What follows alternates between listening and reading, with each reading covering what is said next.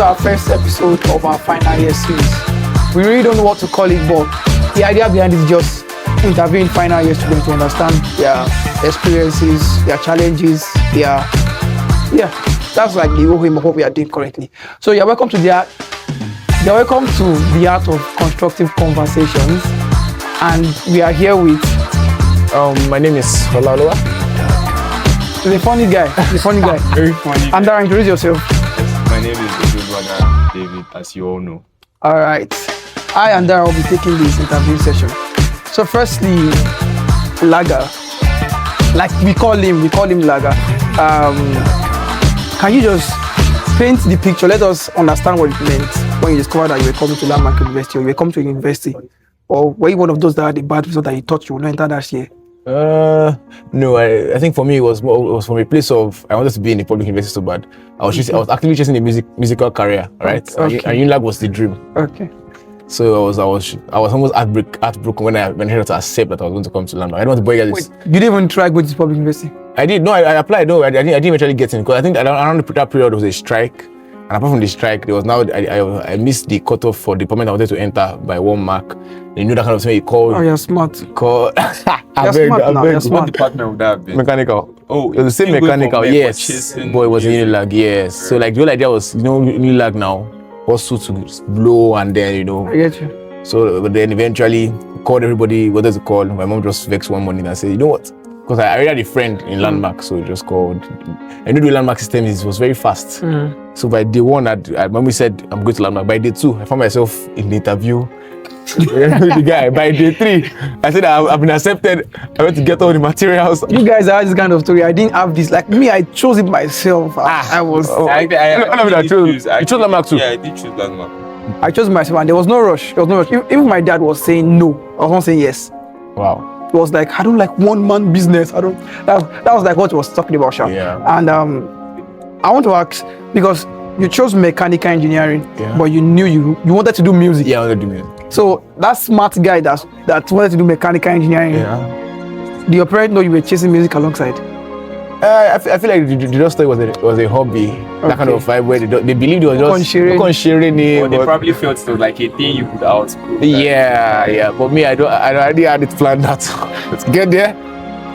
Pick up the career. But I think in hindsight or in retrospect, I feel like I've seen God's hand in my journey. And maybe if you speak a bit more about it, but I've seen the hand of the Lord very prominent in the journey last 5 years, to shaping me to this version of myself from that version. Yeah.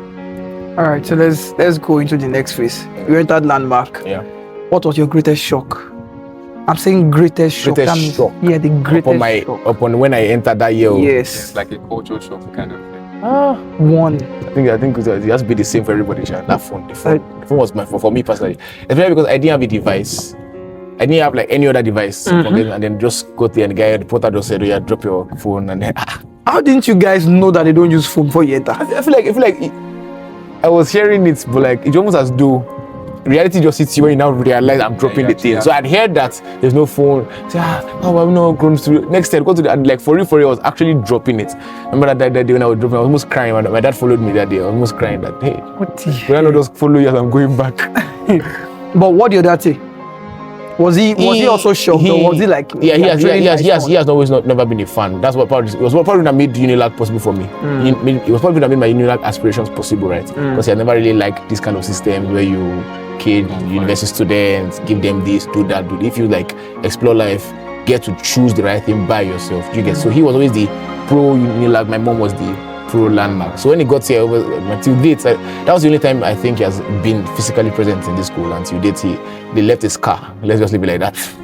The poor character from the staff, the rules. They were not impressed. Let's just say like that. That's crazy. That's very. Well, your dad was one of those persons. Like, why do your dad really prefer a public school? Like I said, it's not ideology. Like, don't impose the right thing on the child. Let the child learn the right thing. That way, the child is convinced about, okay, this is why I don't do this. Not that, okay, don't do this, don't do that, don't do this. So eventually, it's not should you get. I get you. Yeah, I get you. All right. So I have a question for you. So thus far, you're on your 5th year now. Yeah. So you're sure you would have had like a series of or different phases of your life whilst being here on campus. which phase did you think was like your most defining moment on campus that really shaped you? You can just, give us an overview of how it happened. Shaped him in what sense? Like shaped him to have the kind of mentality he has. Now Right? has If you now. know Lager, you would know There was a Lager and now. I get it. I can't necessarily speak about my journey in Landmark and not mention Tabernacle of Psalms, So it was, I think for me, there was a, if I was supposed to call it a Kairos season in my life, maybe entering tunnel level, really. That's what I say having sense. That's what he's trying to describe that I used to be. It was a pre and it was like a, yes, I think I entered Tabernacle of Psalms and God used a few people around me to just, bring me into spiritual enlightenment. So I think one of the greatest assets I think I got from Landmark, which in itself, this is not a question for that, but in itself, it's not supposed to be, do you understand? I'm supposed to be able to point out to a few other things that I'm supposed to be able to lay hands on upon leaving the school. But one of the only things I can think back and say, okay, I actually got was God helped me with spiritual sense, spiritual enlightenment, love for Him. So I think, once the love started coming, it was as though, so He started arranging my mindsets from that stuff, Firstly, let's thank Tabernacle of Psalms. Shout out to TOP. Shout out to TOP. I was relating people like for you because I found it hard. From 100 level, I was not that. I was that person of library, then come back church, stuff like My that. roommate was very dead. Yeah, Very- that was very dead. weird and everything. Like no, it was so bad. Wow. I think before I entered during the let me get a bit to the back end. So before I entered Landmark, that Unilag phase, I started in A levels, right? So I learned, and then my secondary school was a big secondary school, meaning that we're in the class 30 something in the entire class. Like in an arm of the class, 30 something in the entire SS3, for instance, we're almost 300 students. What's the name of your school? I grew up around ISI. So I grew up around. I grew up. OVMS. No. So I grew up around social. How do I put it? So social quotient for me.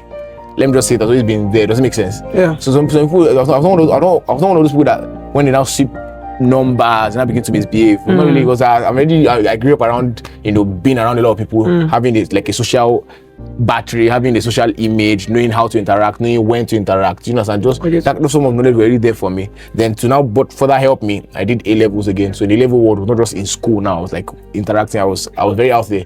I feel like that's probably why it even broke me when I now go to London. I was very out there. Like if I had known, let me not even be out there, let me just come into the company. I went out, did a lot, bad boy. But yeah, so I already had social going for me. So by the time I got to Landmark, it was just not that. Just started interacting with people. I really think that's what affected me. I've always grown up in small confined spaces, so you're like confined. there's a shock You're like in the school. So in this class. I can't forget the first time was like PHY 111 or something like that. So what kind of big classes you I was just like, what the heck? This man, I can't even know. I don't even know what it was saying. Yeah. I want to ask, because we're moving towards the end. Okay. I want to ask, and I forgot my question. Just ask your question. All right. So I think this will be my final question. Alright. If you were to give your 5-year ago self something to probably look forward to on entering school, on entering school that you would have loved to achieve by the time you're leaving school. Yes. What do you think that thing would be? I think it will be two. I think definitely you add the thing, guys. It's not something that you add the thing. Yeah. You look at something that add the thing. Add the thing. Like I'm saying, you had a goal for the 5 years. Like when I'm done, I'll have been this. Yes. But obviously, I think this question is more about in retrospect now. So it's this version of me meeting. Yes. So I think what I thought I had. What was it before? I realized what was it before then? For me, it was just You'll have made money. Get the first. Not even that. I was just first class. Yes, get the first class in mechanical From engineering. the guy that wants to do music, you want to get like. I'm telling just you, music now. it's weird, but like, and I feel like it was because like I feel like I just blended with what everybody wanted. It doesn't make sense. But as though everybody says first class, I'm like, okay, well, at least let me graduate to first class, get a good job. So that was more what I feel like by the time 5 years time I would achieve. So I think now looking back, I would advise two things: that don't start building strategic relationships early. Because one of the things I've learned now is really, I think I've spoken to you, but maybe off camera, but we've spoken about how that the real currency that school gives you, one of the most important is relationships, right? So start building quality relationships early. 2 would be that how would I even shape this? How would I try to find a way to? It's almost like don't let the 4 walls of the school cage your mentality, right? I was listening to something the other day, and it was about how that as a 200 level student you can hire graduates, you can build your company. So there's always this. And I obviously have been a thinker like that. That's why if I was supposed to advise that version of myself, is that okay, when I graduate I will start my company. When I graduate I will look for a job. When I graduate I'll start earning 6 digits. When I graduate I'll start earning 8 digits. But it's now looking more like those things could have happened on 100 level. There's really nothing. I'm telling you, the only limit was just here, right? And maybe the structures around that the school have set have somehow limited. So I would have told myself, you know what? All those your aspirations, start writing them. What actionable steps could you have taken that time? Do you understand? So you could have, I would have broken the limits that school has put on us maybe earlier. Yes. I think that's profound. Yeah. So now moving to the end is that now that you've seen the mistakes you made in your early days, which you felt like you would have done differently. Yes. We have about 100 days. I mean, something like that. Days left. It's a good thing. It's wonderful, and it's exciting. And I love it so much. Yeah. But what intentional step are you taking currently now? Yeah. I think one of the things I've in this version of me has been taking more seriously is focusing on my assignments, right? Both spiritual and now everything in itself is spiritual to me, because the life I live stems out of Christ in a way, right? But assignments, in the sense that almost like I spoke about, so the assignments that I don't want to share here, but assignments that God has started putting in my heart to build this. Can we have a glimpse of the assignments?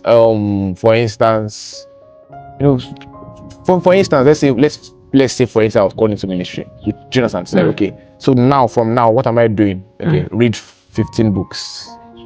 Watch 55 sermons. I think we haven't a question about sermons, right? Yes. So I'm now, this version of me has been now trying to, I've been very intentional about what steps am I taking to 2, 1, go.